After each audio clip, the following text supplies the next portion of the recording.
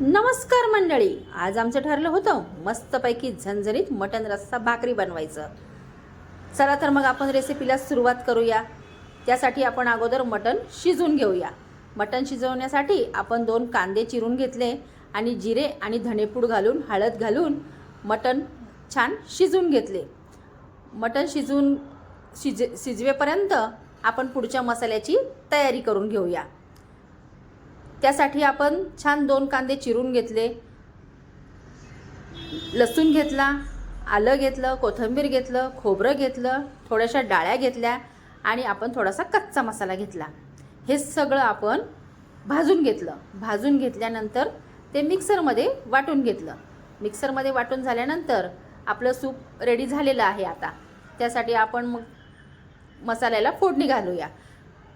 जिऱ्याची फोडणी घातली, हिंग घालून त्यामध्ये आपले घरगुती मसाले आणि जो आपण कच्चा मसाला भाजलेला आहे त्याची चव तर फारच छान येते. घरच्या कच्च्या मसाल्याची चव अगदीच सुंदर येत असते भाजीला. तर मग आपण फोडणी घातल्यानंतर त्यामध्ये मटण जे पीस आहे ते त्यामध्ये फ्राय करून घेतले. मसाला परतताना थोडंसं सूप घालून तो परतवून घ्यायचा, म्हणजे पूर्ण रस्स्याला मटणाची चव येते. झाली आपली मस्तपैकी झणझणीत मटण रस्सा भाकरी तयार.